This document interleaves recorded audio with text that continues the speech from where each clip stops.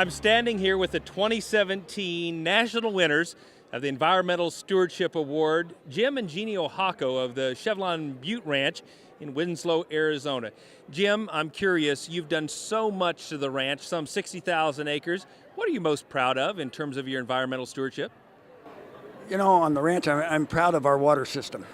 We've got 42 miles of water system, water line, 100,000 gallon storage tank. And I'll tell you what, if I didn't have that system right now, I wouldn't be in business because of the drought. So my water system is probably my most prized possession. What would you tell other ranchers across the country who may think like you thought of, well, I've just done a few things, it's not that big a deal? What would you tell other folks about the need to apply for a recognition like that? Well, I tell them it's possible. There's a lot of agency folks out there that will work with us, NRCS, EQIP, WIP programs. Arizona Game and Fish has another program called LIP. So it's available out there if you just look for it, and they will help you.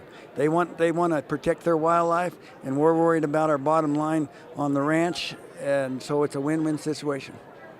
You both have an incredible story. I congratulate you once again, the 2017 winners of the Environmental Stewardship Award.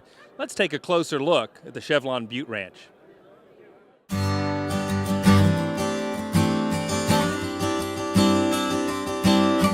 Just down the road from Winslow, Arizona, you'll find Chevelon Butte Ranch, named for the distinctive landmark which dominates the skyline. The Ohako family is recognized as having one of the largest working cattle ranches in Arizona. This ranch is about 60-some thousand acres. There's about 26,000, almost 27,000 deeded, over 10,000 in state leases, and the forest allotment is 27,000 acres. We're cow-calf operators. They had Herefords originally, and they've switched over to mainly Angus and Black Baldy cattle. The calves are born in March, and they're usually sold in November. Jim and Jeannie Ohako are the third generation to ranch on this land. Jim's grandfather started the operation back in 1898, but he didn't raise cattle at the time. Jim's grandfather had sheep on this outfit for most of his lifetime, and then when Jim's father took over, he did the transition from sheep to cattle. He started switching over to cattle because they couldn't find any sheep herders. There was more cowboys around than sheep herders, and that's one of the big reasons they did. Conservation planning has been a part of this outfit from the beginning. Most projects are designed to improve water resources, since this part of Arizona averages just 16 inches of rain a year. Arizona's kind of a dry state, so we've got a lot of challenges with drought. So anything that can help with water, that's probably your most important thing of any operation is your water. We've done a lot of projects with that to improve the water systems. Jim has worked alongside state and federal agencies to improve the ranch for cattle grazing and wildlife. One project restored around 14,000 acres of grasslands by removing invasive juniper. We've added to what my dad did. We've done quite a few thousand acres of juniper eradication, and it's helped immensely. When I was a boy, we burned acre after acre of juniper trees that he'd chained over, but we don't have to do that anymore. We're using a new machine. It grinds the juniper completely up, just leaves mulch. And after some of the juniper eradication, it increased our grasses 30 to 40%. So it made a big difference. But the biggest project by far was the installation of the High Point well, which allowed water distribution to all corners of the operation. We decided to put the storage tank, it's a 100,000 gallon storage tank, on top of the highest mesa around here. So that's why it got the name High Point. It was initially just going to be another well with a storage tank and a little bit of pipeline off of it. And before we knew it, we ended up with over 40 miles of pipeline and over 30 drinkers on it. It took us almost 10 years. Kevin and I were about the two working on it, and there was others from time to time, but it was 3 to 5 miles a year, and it took us basically 10 years, and we have what we have today. We've got water to every corner of the ranch, from one end of the ranch to the other now. So if it doesn't rain, we can always pump the water. Our cattle, the weights improved on them, the heavier weights, because the cattle didn't have to walk so far to water. And usually if they didn't have the water, the area around any watering hole, the vegetation was trampled because that's where they had to stay to water. And they couldn't graze out very far to get water. So that's made a tremendous difference as far as the vegetation and improvement of the land. Jim has done a wonderful job putting this pipeline in and putting it in a manner that it provides water year-round, even during our cold periods in the winter. So, you know, wildlife is able to drink out here year-round anywhere on this ranch.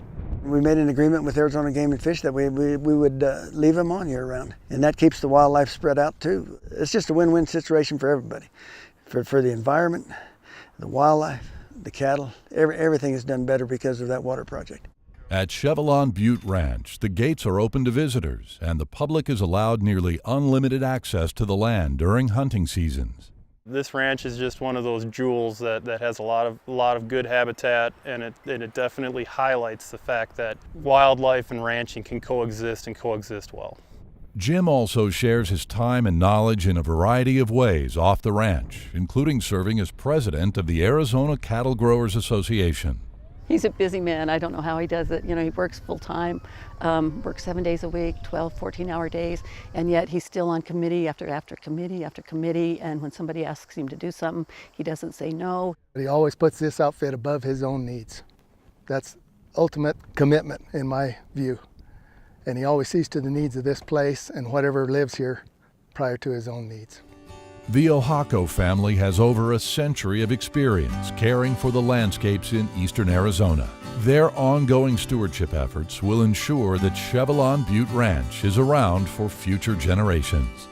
Jim's always been under the philosophy that his grandfather left it better for his father left it better for him, and he wants to leave it better for the next generation. So, you know, from day one since I've known him, he's always improved whatever he's had, and he's tried to make it better, and you can see that in what he's done over his lifetime.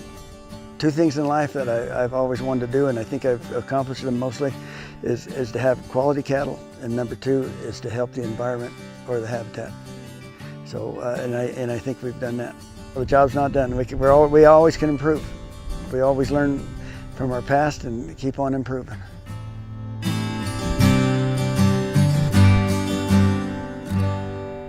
Each year, the Environmental Stewardship Award program recognizes the nation's best cattle and livestock operations and their stewardship and conservation efforts.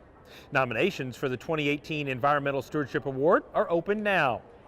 Nominations can be submitted by any organization, group, or individual on behalf of a U.S. cattle producer.